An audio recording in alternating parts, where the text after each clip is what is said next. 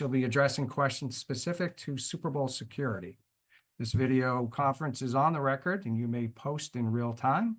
Let's begin now with Jeff. Thanks, Brian. Good morning, everybody. As Brian mentioned, headed to Orlando for the Pro Bowl game starting tomorrow. We are very excited about that, and 11 days away from Super Bowl 59 in New Orleans.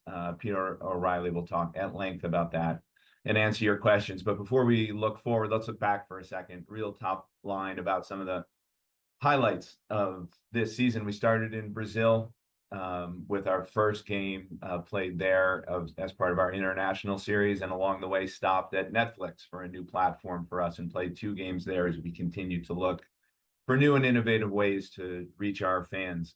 An incredibly competitive season this year. We tied for the most games decided by 7 points or less. 4 new teams made the playoffs for the 35th consecutive season, and 26 of 32 teams have now made the conference championship game in the last 15 seasons. So I think those are some of the stats that Brian was alluding to at the top, and obviously make this season incredibly competitive, as many seasons are. Couple other key changes: the dynamic kickoff. We'll talk about that, I suppose, more as we analyze that rule further with the competition committee. But returns were up 57% year over year. We saw the starting line advance several yards. We saw more touchdowns. We saw more dynamic kickoffs out past the 40, and we saw a lower injury rate. So all things that we hoped we would see with the dynamic kickoff. We've seen more to come on that. As you all know, it was a 1-year rule, so the competition committee will spend a lot of time on that during Combine and up through the owners' meetings, and I'm sure we'll talk about that further. So that's sort of top line for the innovations, but right in front of us, the Pro Bowl games tomorrow, Pro Bowl games tomorrow, and this year's Super Bowl coming up shortly. So with that, I'll turn it over to the expert in both of those places, live from Orlando, Peter O'Reilly. Thank you, Jeff. It's definitely an exciting time as we move into these 2 big events over the next 2 weeks. As Jeff said, I'm down in Orlando with Pro Bowl players arriving today, having been in New Orleans for the last 10 days preparing for Super Bowl. There's just lots of great momentum on both fronts. I'll start with the Pro Bowl games chronologically, which are presented by Verizon. We head into just year 3 of this new Pro Bowl games format, and we're excited to build on the success and what we've learned from last year with some new elements. Players' inputs played a really big role over these last 3 years. We've continued to utilize their feedback and fans' feedback to create some new and fun and really what is a competitive multi-day AFC versus NFC competition with 88 of the NFL's top players competing for their conference. And we've got great stars landing here in Orlando today, which we're excited about. As you know, the format features a mix of live skills competitions, including some new ones this year, and culminates with that AFC versus NFC flag football game, which players have been really into. They've loved it. Obviously, lots of excitement around flag football overall as one of the fastest growing sports in the world for both girls and boys, women and men.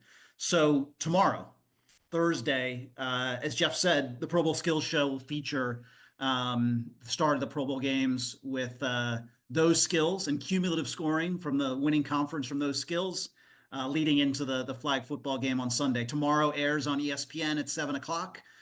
Peyton and Eli have been in the lab with us working on some new skills. There's a lot of great ESPN talent who will be part of that Pro Bowl game show, and as well as Terry Crews, who will be serving as our Pro Bowl skills host. And then on Sunday at Camping World Stadium, fans will get the chance to see NFL stars in a really unique, accessible way. For that AFC NFC flag game, other skills with Peyton and Eli coaching the AFC and NFC respectively. Eli going for 3 straight, a three-peat, if you will, and Peyton clearly trying to stop that three-peat. And to get that on Sunday will be on ESPN, ABC, Disney XD, and ESPN Deportes at 3 o'clock. So a great lineup, and really want to make that event as accessible as possible for fans. Tickets as low as $29, and we expect a really great crowd on a beautiful Orlando day this Sunday. And the skills continue to evolve with player feedback. We've added a new skill this year called the big spike, measuring power and precision. We've got a punt perfect drill featuring punters and non-punters punting, which should be fun and interesting, as well as really big player and fan favorites, dodgeball, tug of war, the great catching and throwing skills for the QBs and the wideouts, and then a Madden head-to-head competition with players, Pro Bowl players competing in Madden that will not only be in the ESPN broadcast, but part of on EA Sports' Twitch channel. So just referencing flag a little bit more clearly, flag football is at the core of the new Pro Bowl games. The shift from traditional tackle to flag, again, as I said, been really well received by players and fans. But it's not just that Pro Bowl players competing in flag. We will have boys and girls from 13 countries down here in Orlando competing in the International NFL Flag Championships. We'll have an HBCU flag showcase down here in Orlando. And then really excited about the first ever girls high school all-star flag game. This year, you may have seen USA Today had their girls high school flag top 25 team. Members of those teams will be competing down here as more and more states become sanctioned for high school girls flag football. 14 states, with Mississippi coming last week, 19 states in pilot. So a lot of momentum around flag, including our partnership with the International Federation of American Football as we lead up to LA 28 and the Olympics. And all of this is part of that lead up. Shifting gears to Super Bowl, we're thrilled to be back in New Orleans for Super Bowl 59. This is the record tying 11th time that New Orleans has hosted the Super Bowl. And we've got a great matchup, obviously a three-peat possibility, and then a great rematch of Super Bowl 57. And our relationships and partnership in New Orleans is so strong with the city, the state, the Greater New Orleans Sports Foundation, the host committee, and certainly the Saints. We've got an opportunity to deliver a really successful and special Super Bowl. We ran into a rare New Orleans major snowstorm last week that slowed us down a little bit, but we are right back on track and ready to welcome people and the team starting this weekend. And you can already feel the energy in New Orleans, the takeover of Super Bowl, the streets, the dome, the amazing visuals, the walkable footprint that is a New Orleans Super Bowl. And we're really focused on that takeover, immersing fans in the vibrancy of New Orleans. There'll be a big light show. First time we've ever done this.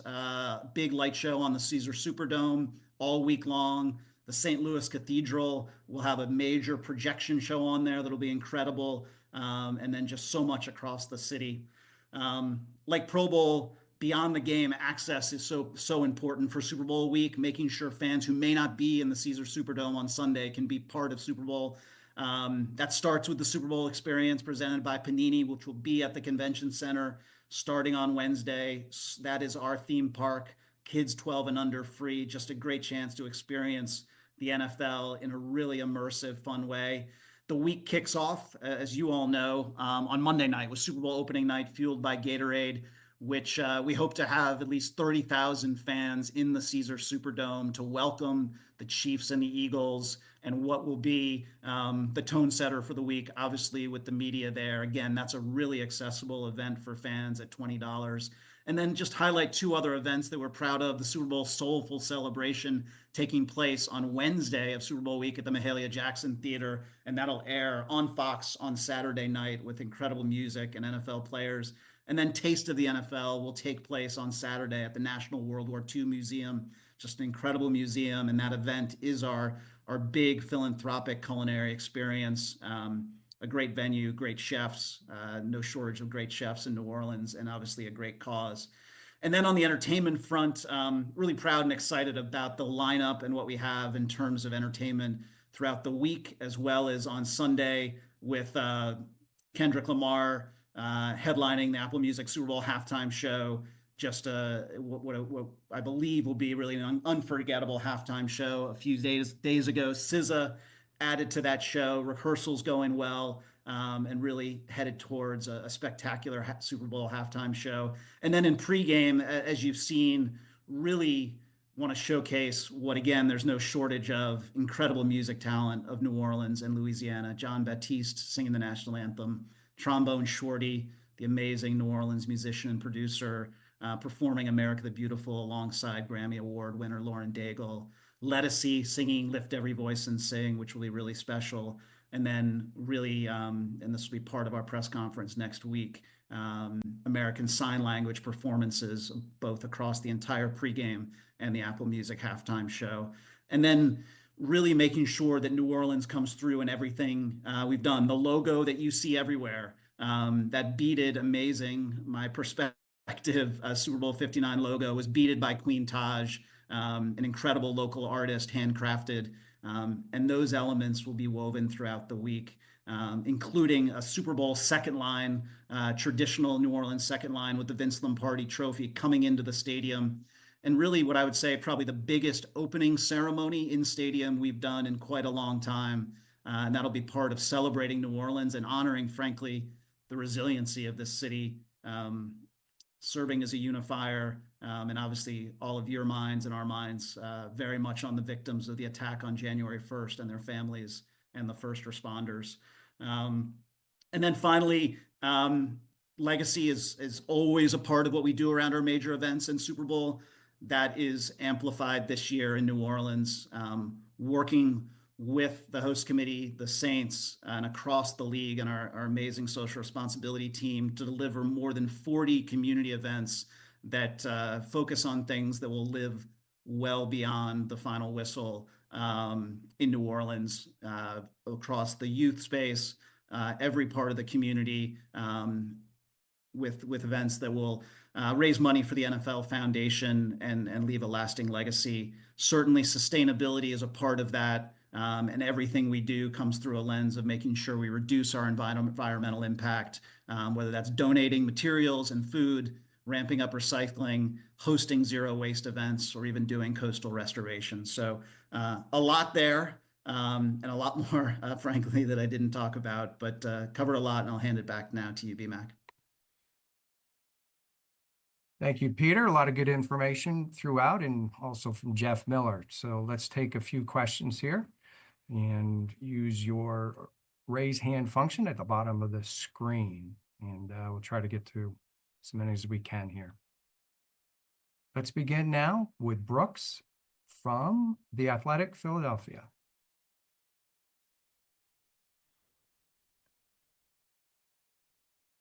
Hello, can you hear me? Go ahead, Brooks, you're good. Appreciate it. Yeah, I know the Super Bowl's going on, but I had a question, Peter, about Brazil. Right now, multi-year deal they're trying to work out for the future with you guys. Just where do things stand right now in terms of the international look at Brazil? Great, thanks, Brooks. As Jeff said, we started our season down there with the Eagles, and then they'll be with us in New Orleans. We had a great experience down there in Brazil and Sao Paulo. As people saw, just a passionate fan base and an important market for us to continue to grow. That game was a first step in terms of building year-round engagement and connections down in Brazil. We now have an office down in Sao Paulo. In terms of a game, we're in conversations around future games in Brazil. Nothing to announce right here, but we have a desire to continue to play games down there and bring our game, our regular season game, as we saw in early September, once again to really engage fans in what was a great way, week one, to start our season. So continue to work through that with our partners in Brazil. Let's go to Rory from CNN.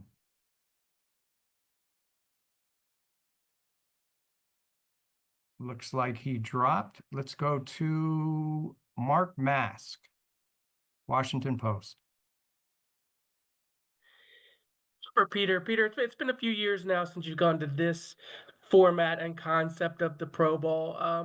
What's your level of satisfaction with how this has gone? What do you see as the future of this event? What has the feedback been since you made the shift to the flag game and sort of all the other surrounding events? Yeah, Mark, it's been really positive. Like I said, we built it with player feedback, and we continue to get player and fan feedback on it. And I think the type of things that we measure fan satisfaction around the event. That's both from a viewership and from a on-site perspective. That's risen significantly since we went away from the tackle format and being able to see the players playing flag football, helmets off, and showcasing their skills. the player feedback's been exceptional in terms of their experience around it. And we've really worked very closely with ESPN and our partners there to bring it to life. So clearly flag is a big strategic priority for the league, as you know, Mark. And not only be able to showcase our players who are having fun out there playing, also a bit competitive, as we see from Peyton and Eli, but also allowing this platform, which is a big one on this week between championship games and Super Bowl, to showcase flag more broadly, as I mentioned, whether that's girls high school flag or otherwise. So good momentum. We'll continue to learn and tweak, and that's what we do. I'd be lying if there weren't more things that we would tweak next year, but we'll learn this week and continue to have deep conversations with players around how we make it better, and fans how we make it better. Let's go to Wilson Alexander in New Orleans. Hey, question for Peter, following up on the international games and international expansion. Just at this point, what is the NFL's sort of long-term vision, long-term goal for expanding internationally? What y'all are hoping to accomplish as you continue to do that? Thanks, Wilson. Our fundamental goal is to continue our journey to be a true global sport property, and we're on that path, and to allow more fans, more passionate fans around the world to experience the NFL, not just via games. Games are the most visible thing we do in global markets, but in a year-round way, and do that in a way that is that brings them closer, whether that's through media, social events on the ground, and do it in a culturally relevant way. And I think in the games we've played, that's we've seen that. So we're in for the long haul in terms of identifying our priority markets, working closely with those markets. You've seen the clubs embrace, all 32 clubs having played internationally now, and so many of them leaning into our global markets program, with 25 with rights around the world. That number will grow in the coming months as more apply for that program. So it's every day building on our fan base and creating more opportunities to, frankly, fall in love with this game that we all love. You'll see that on Super Bowl Sunday. There'll be more than a dozen big Super Bowl watch parties in markets as far-flung as Australia, Brazil, Germany, and that's the passion at all hours of our fans, and we need to serve that. So we're committed for the long haul. Let's go to Sarah of The Information. Hi, can you hear me? You're good, Sarah. Okay, thanks so much. And yes, just to continue the topic, Peter, I have a follow-up question about the international series, particularly as it relates to your broadcast partners and streamers. What feedback have you gotten from them this season as you entered new markets, new cities, and in the dialogues you're having with them as you look to expand this season? What are the priorities that they may have for you, and which audiences are you trying to engage most? That's a great question. And obviously media is such a huge part of connecting with our fans around the world, and doing that on the right platforms. Obviously the most front and center example from this year was the partnership with Netflix on Christmas Day, and those games being distributed globally on that platform that is so in so many homes around the world. And that was a great first step in terms of that, and obviously that partnership will continue. And then we really look for, as you indicated, the ways that we can reach fans either through partners, media partners in these priority markets for us, and there's so many great ones that we have. But as the media world change and there are more global platforms like Netflix, those are real opportunities to reach fans at scale and create these unifying live events that bring people together. And in terms of demo, which was part of your question, certainly important to reach younger fans. And we see when we're on these platforms, whether it's on Netflix or on Amazon Prime here in the US, we're reaching younger audiences and bringing families together to watch the game. So that will be a continued priority as we aggressively look to reach more fans around the world. Very front of mind. Let's go to Randall Williams, Bloomberg. What's up, Peter? Can you speak to what the city of New Orleans means to the NFL in terms of its Super Bowl legacy and influence? It feels like there are cities out there now who are trying to model their city and their presentation similar to how New Orleans has in hopes of hosting a Super Bowl like them. Can you speak to what New Orleans means? Yeah, thanks, Randall. It means a tremendous amount. You know, the fact that this will be the 11th and there have been so many powerful moments across the Super Bowl and so many not only great games, but just the vibrancy of the city. I mentioned it. There's something so unique about the culture of New Orleans. Obviously, the compactness and the walkability, and everywhere you turn, you're going to feel the energy of Super Bowl and see it and feel it with Eagles and Chiefs fans there. And I give a ton of credit to our partners down in New Orleans in terms of how they've approached this, how they've thought about making sure that every part of the city, and they've really invested a ton in making sure the city is and was prepared for Super Bowl. So there's no cookie cutter model for Super Bowl, as you know, Randall. You want each city to be different and represent its uniqueness. But that's right. We host prospective and future Super Bowl hosts at the Super Bowl, and there'll be many of them in town next week. And that's what we do. They learn from each other. They take nuggets as they think about their plan for their game or potentially bidding in the future. And that's how we get better from learning each year. Let's go to Mike Florio, NBC. Question for Jeff. There was a ruling early last week in the NFLPA's collusion grievance regarding guaranteed contracts for certain veteran quarterbacks. When will the 61-page decision be released, and why has it been delayed? Hey, Mike, sorry, just waiting there for the video to come on.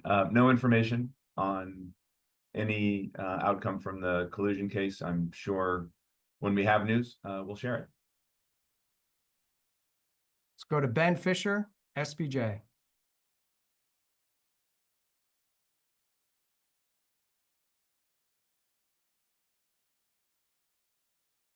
Go ahead, Ben.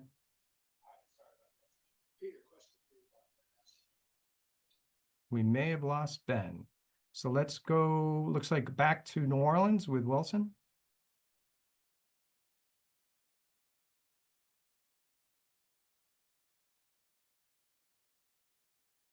Hey, Peter, follow up. The Saints have those exclusive rights in Paris. When could we see them actually play a game there and more broadly play internationally again? We'll see. We're thrilled that the Saints have rights in France and have become active in building that relationship. Obviously, that's such a natural tie to New Orleans and then the state of Louisiana. So we, France is a market where we've got a growing and strong fan base, and we'll continue to look at opportunities in the future on playing games. Nothing concrete at this point. Obviously, the likely years where the Saints would be a designated team in an international series would be a year when they were playing 9 home games. So that would give you a sense of the possible years, but still a lot to be worked through. But thrilled to be partnered with the Saints in France, tied to the Global Markets Program. Well, let's do a couple more. Let's go back to Ben Fisher.